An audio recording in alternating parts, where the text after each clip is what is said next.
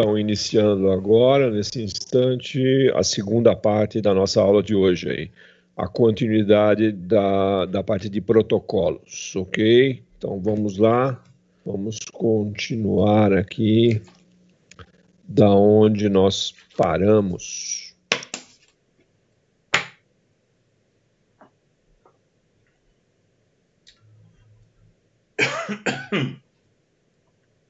A parte de aplicação, acho que a gente já comentou do DeviceNet, né? A gente ia mudar para o EtherNet-P.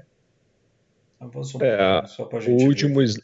O último slide da parte de DeviceNet foi esse aqui, onde a gente falou sobre as aplicações, hoje em dia bastante comuns, né? Do DeviceNet, da área hospitalar, né, com a integração das diversas áreas, né, ligadas toda a parte hospitalar. O que se vê hoje é esse protocolo sendo utilizado nessa área fortemente, né? Então, já é mais um campo de trabalho que se abre para aqueles que vão trabalhar dentro dessa área de redes, né? Que é a parte de aplicações hospitalares. E você até citou a parte da indústria automobilística, né? Utilizando aquela quantidade de robôs bastante grande que se usa hoje numa linha de produção automotiva, e esses robôs todos se comunicando entre si através de uma rede, né, de uma rede de comunicação. E o que se vê bastante é esse protocolo nessa rede, o DeviceNet, nessas aplicações voltadas para a área automobilística, principalmente na área de solda, né? As soldas dentro da indústria automobilística. É isso aí. Eu lembrei de um detalhe agora que eu achei legal compartilhar, que o pessoal fala assim, peraí, mas automação na área hospitalar, que diabo que esse professor está falando aqui? Vocês já fizeram exames de sangue, onde sai todo o resultado automatizado, sai uma impressãozinha falando, olha, seu sangue, tal coisa está assim, está assado, o parâmetro ali é tal, a referência, né, o valor de referência é de tanto, e você está doente ou não está doente, certo? Todo mundo já deve ter feito algum exame de sangue. Hoje, essas máquinas que fazem essa análise, como é que funcionam, né? Você vai lá no ambulatório, eles removem lá via VacuTiner aquele vidrinho de sangue, e aquele vidrinho de sangue você põe na máquina. E você escaneia aquele código de barra que está etiquetado com o seu nome, e a máquina te dá todo o resultado da análise clínica. Tá? Então existem máquinas hoje que já fazem essa análise quantitativa, quantos glóbulos brancos, quantos vermelhos e não sei o que, né? Deixa os médicos cuidarem disso. Mas esses dados, se você pega, por exemplo, um Albert Einstein, vocês já viram o tamanho de um Albert Einstein? Quantos andares, quantas salas de exame, o tamanho que é aquele hospital? Pensa num office boy pegando o resultado de um exame impresso e jogando na mão do médico o dia inteiro num hospital desse. Não dá certo. Então, essas máquinas hoje já falam num protocolo de comunicação. A questão é, se eu mando um resultado errado, o que acontece? O cara te dá um processo tão grande, né, que você fecha um hospital numa brincadeira dessa. Então você precisa ter segurança naquilo que você está mandando de um lado para o outro. Espera aí, se uma rede industrial me dá segurança num processo, ela vai me dar uma segurança jurídica na transferência de um dado de um exame clínico. E foi exatamente nesse formato que essas empresas que fabricam essas máquinas de análise clínica é que começaram a trabalhar com protocolos industriais. Tá? Então isso, né, que a gente chama de aplicação industrial hoje no hospital, nada mais é do que a segurança de que aquela informação exata que você está coletando de um lado vai ser entregue de um formato automatizado num segundo ponto de medição. Tá? Isso aí eu não estou falando de robozinho e enfermeira, não. Isso aí é muito Jacksons, né? Desenho animado lá para o futuro. Né? O que a gente está falando é de realmente equipamentos automatizados, gerando informação de uma forma segura numa rede de dados num hospital de grande porte. Então, isso é o que a gente chama de aplicação hospitalar. Tá? Eu achei pertinente a gente fazer esse insight antes de que alguém comece a viajar na maionese. Né? O que tem a ver protocolo industrial no hospital?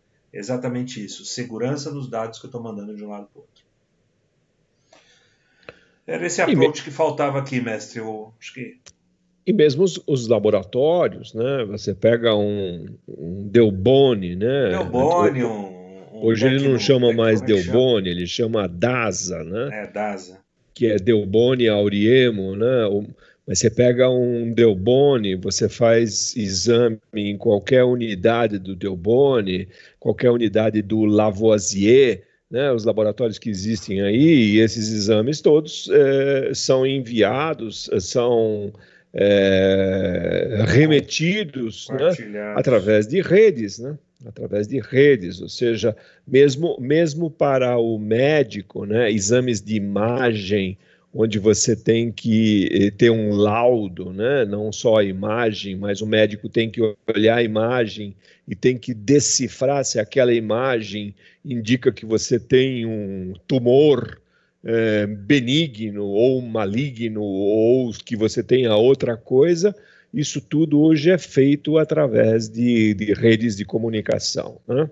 Então, isso é muito, muito comum, né? Eu tenho exemplos na minha família mesmo que trabalham dessa forma, né?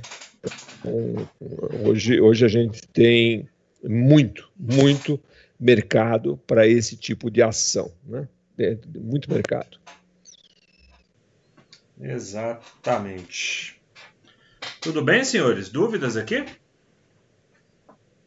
Comentários? Então, acho que a gente pode seguir aí, mestre.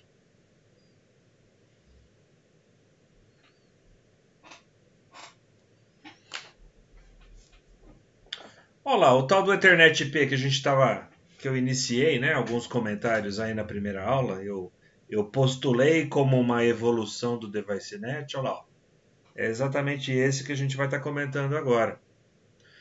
Ethernet IP, ele não é, eu não estou falando do meio físico Ethernet, tá, pessoal? Do cabinho RJ45. O Ethernet IP trata-se de um protocolo de comunicação industrial, né?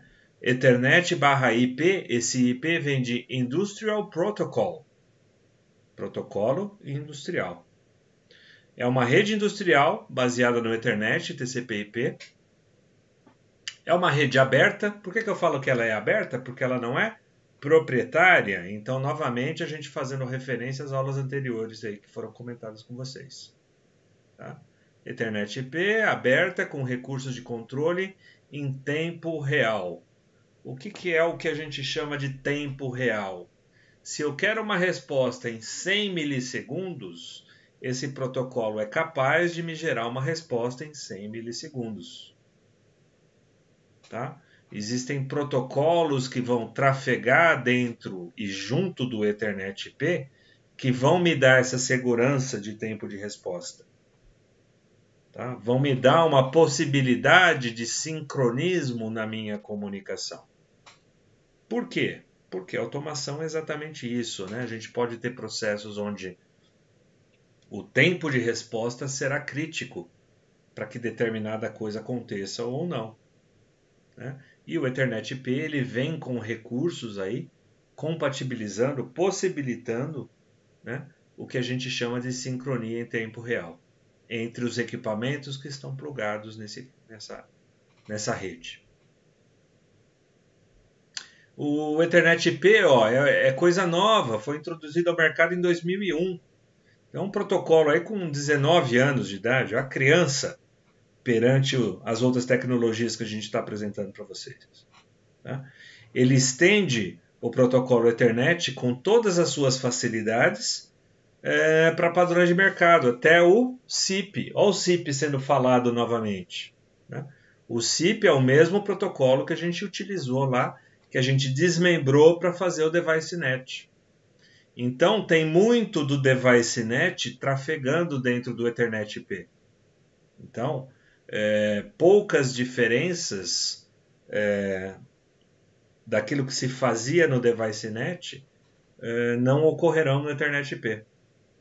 Tá? Na verdade, o Ethernet IP ele é visto como uma evolução do DeviceNet. Então, a ideia é que tudo aquilo que o DeviceNet fazia, eu continuo fazendo e faço um pouco mais. Esse um pouco mais vem o quê? Vem graças à flexibilidade que as redes Ethernet te possibilitam. Que facilidades são essas, professor? Vamos lá. O Ethernet, você não consegue colocar facilmente numa rádio base, num sistema wireless? Né? Compra uma rádio base aí, um D-Link da vida, você não está disponibilizando o sinal via Ethernet? Via Wi-Fi? Então, essa é uma facilidade. A conversão eletroótica, né? Conversores Ethernet e fibra, são comuns no mercado. Isso te possibilita alcances aí de redes de 50 km de distância. Opa, mais uma facilidade que me interessa muito dentro do ambiente industrial. Várias são as tecnologias aí que podem ser agregadas e que vão te propiciar, né, vantagens em cima do Ethernet IP. Até aqui tudo bem, pessoal? No nosso slide aí, ó, tem a questão aí da topologia dos equipamentos que são passíveis de ligação entre os equipamentos que estão sendo vistos. Se eu estou falando de Ethernet, eu estou falando de uma topologia física comumente utilizada no padrão estrela. Eu tenho que ter um switch concentrador lá no meio dessa topologia, possibilitando várias redes ponto a ponto, ou seja, um CLP com switch, um inversor de frequência com switch, uma válvula proporcional com switch, um terminal de programação com switch, né? E esse switch fazendo o papel aí de concentrador. É através do switch que as informações são compartilhadas nesta rede. Dúvidas, comentários?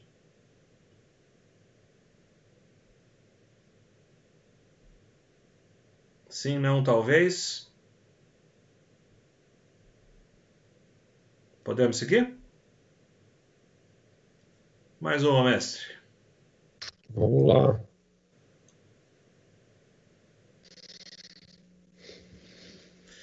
Existe um quadro comparativo que a gente apresenta aqui exatamente para trazer vocês a realidade do que vem a ser um Ethernet industrial, tá? Esse quadro ele fala um pouco em termos de tecnologia Ethernet, né? Quando a gente fala de Ethernet IP, a primeira coisa que vem na cabeça, não adianta. Putz, mas quer dizer que essa rede que eu tenho dentro de casa aqui, eu posso usar ela na indústria? Né? Talvez venha isso na cabeça de muitos de vocês. E aí a gente destaca os principais pontos que têm que ser levados em consideração. Tá? Em termos de cabeamento, por exemplo, no escritório, você tem muita preocupação? Não, você puxa aquele cabinho azul lá, né? Põe o conector RJ45 dos dois lados e você sai falando com uma rede Ethernet entre dois equipamentos. E na indústria, pessoal? Aquele cabinho azul, muitas vezes vocês vão perceber que ele é UTP. Né? Ele não tem ali uma blindagem metálica que te possibilita uma proteção contra a interferência eletromagnética. Então, na indústria, você tem que ter um cabo com proteção eletromagnética. Só que esse cabo com proteção, ele tem uma bitola, ele é mais firme, ele é mais rígido. Né? Ele não dobra com tanta facilidade, então você tem que respeitar um ângulo de dobra mínimo ali, né? Um raio de dobra mínimo necessário para que você possa contornar esse cabo e passar por dentro de um painel, passar por um eletroduto. Ok, eu fiz todo o trabalho de passagem da cablagem. Ok, eu vou conectorizar agora. Ok, você gastou R$ 40 no metro do cabo do Ethernet. De tão específico que ele era. Você vai botar um RJ45 de 20 centavos para fazer essa conexão?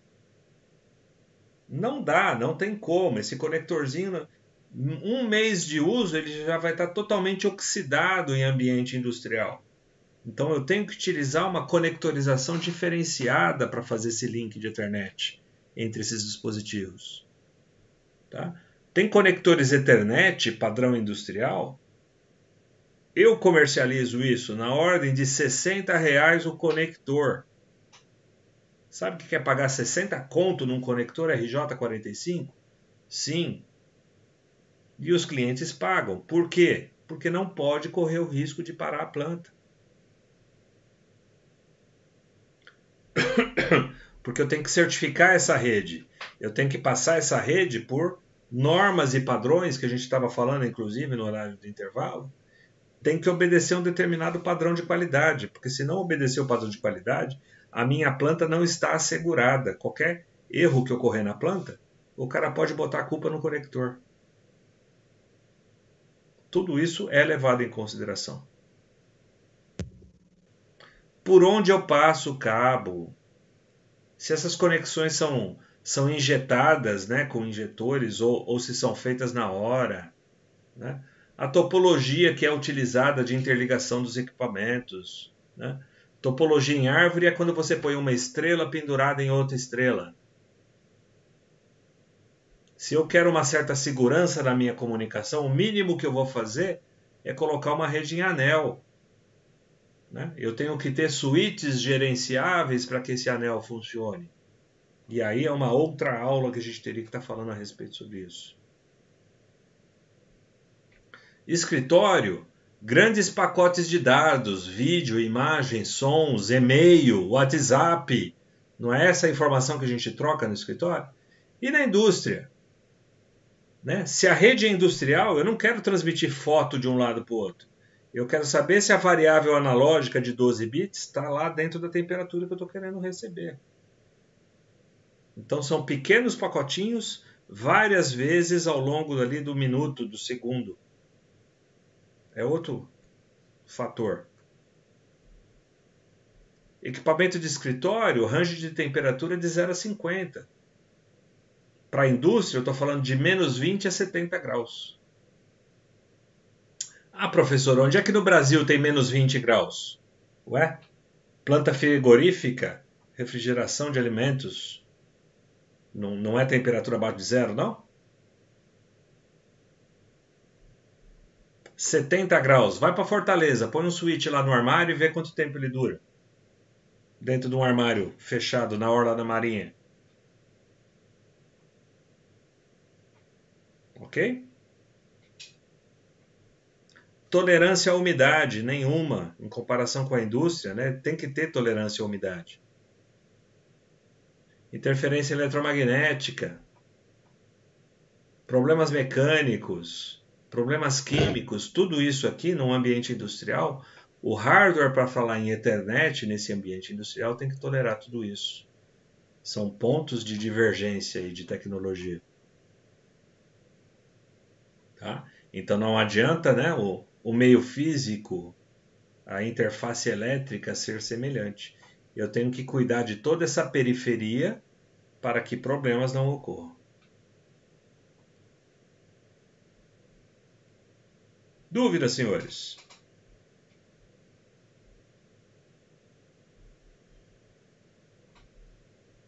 Seguimos? Pode seguir, professor. Mais alguns detalhes sobre os equipamentos que vão trabalhar. Ali eu estava falando de cablagem, aqui eu estou falando de equipamento. Um switch comercial trabalha de 5 a 40 graus Celsius. Um Ethernet, no mínimo, vai de 0 a 60. Existem modelos que vão de menos 20 a 75, menos 20 a 82. graus Celsius de operação. Placa multilayer para imunidade a ruído. Isso daqui é difícil explicar para vocês, mas eu vou tentar. Vocês já viram uma placa de circuito impresso eletrônica, né? Aquela plaquinha verde com os componentes em cima? Sim ou não? Isso aqui é uma plaquinha de Arduino. Já viram uma plaquinha de Arduino na mão? Ok? Dá para ver os componentes eletrônicos aqui na parte superior? Sim ou não, senhores? Pra mim tá travando aqui. Não, professor. Nunca viram Não, tá uma meio placa assim, pequeno, parecida com mano. isso? Dá pra Nunca ver. desmontaram um equipamento eletrônico? Eu trabalho com eletrônica. Muito bem, existe o que a gente chama de placa de circuito impresso. Essa placa de circuito impresso, ela tem várias camadas, tá? Quando o equipamento ele é industrial, várias dessas camadas são camadas de aterramento. Por que eu tenho camadas de aterramento? Porque qualquer interferência eletromagnética que seja inserida no circuito impresso, ele dissipa para o terra. E isso é uma característica de equipamentos industriais. Equipamentos comerciais estão sujeitos à interferência eletromagnética? Sim, porque não possuem essa camada de blindagem, não possuem essa camada de aterramento na placa de circuito impresso. Ok?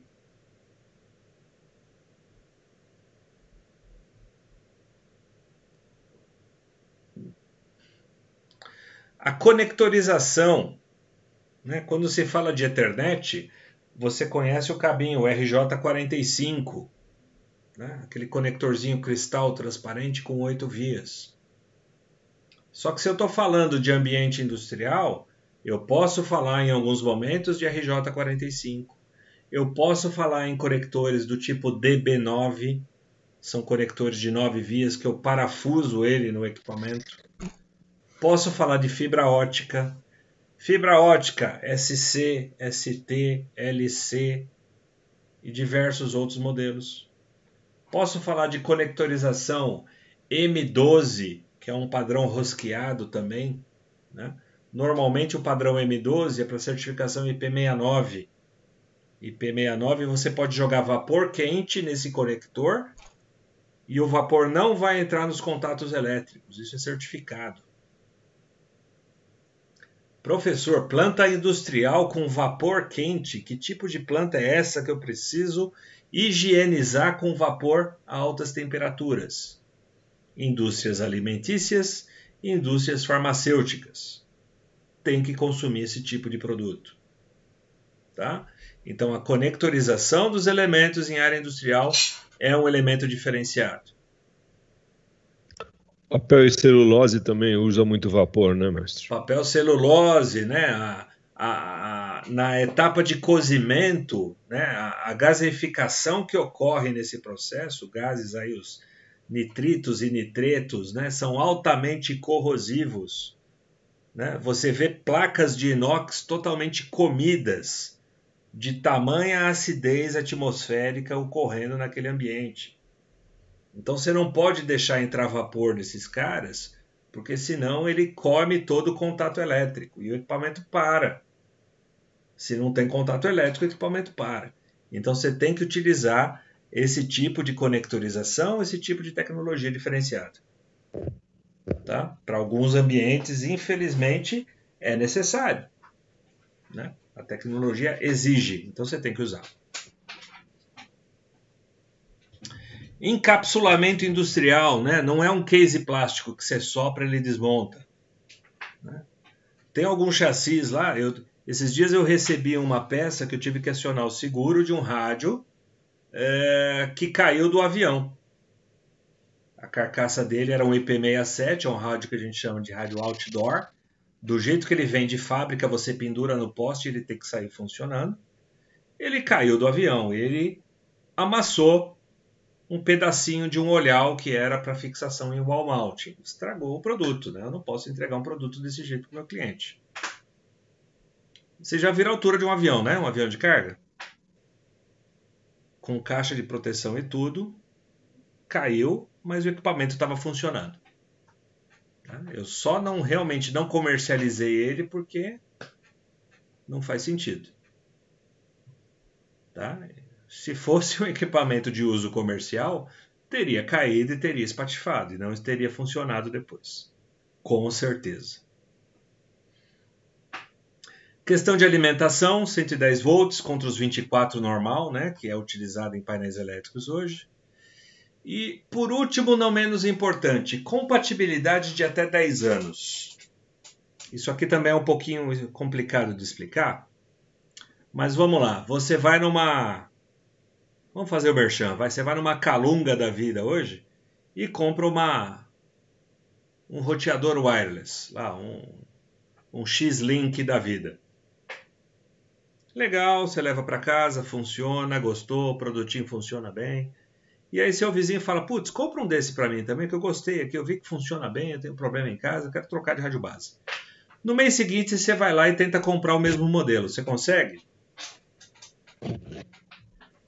A chance de você conseguir comprar 2 vezes o mesmo modelo é praticamente zero para ambiente comercial. Porque o ambiente comercial, o cara vende novidade. Olha, meu design está mais bonito agora, né? Você comprou o preto, mas agora o que está na moda é o branco, né? Que nem carro. Então, os pretinhos eu não tenho mais, só tenho os modelinhos brancos agora, de carcaça branca, né? Então, você tem um problema de repetibilidade de tecnologia. Porque esses caras, eles produzem tanto para uso comercial que eles produzem por lote. Acabou o lote, ele vai para outro projeto. Acabou outro lote, ele vai para outro projeto. E assim vai indo. Quando eu falo de hardware para a indústria, muitas vezes essa planta industrial ela está assegurada.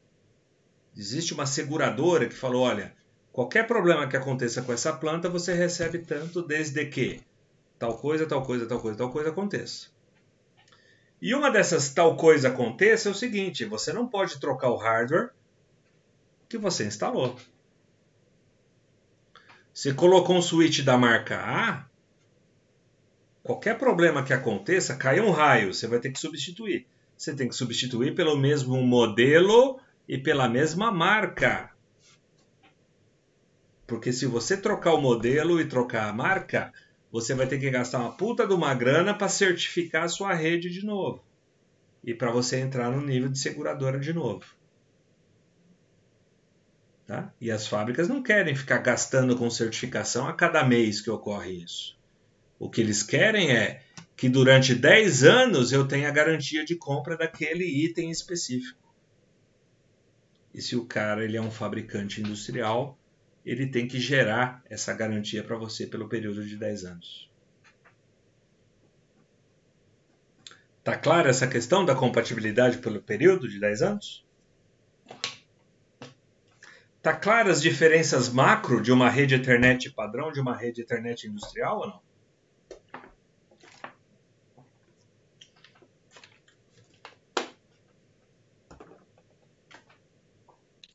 Tá secando. Dúvidas, senhores?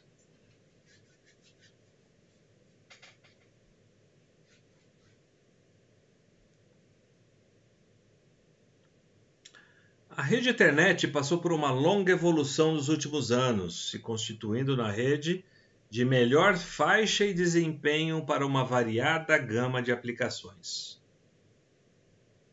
Nos últimos anos, é crescente o interesse da indústria pela rede Ethernet como uma possível alternativa no chão de fábrica e no controle de processos. Tá? O que é vislumbrado como arquitetura ideal é o seguinte: chega dessa história de ficar usando conversor, gateway de um lado para o outro. A mesma tecnologia que fala lá em cima, no banco de dados, no notebook do diretor da empresa, do gestor financeiro, ser a mesma tecnologia que consegue chegar no chão de fábrica e conversar com o CLP. Que chega no inversor de frequência e controla a velocidade dele. O quanto mais flexível for essa topologia, tá? mais transparente e mais ágil se torna essa comunicação. Tanto é que as novas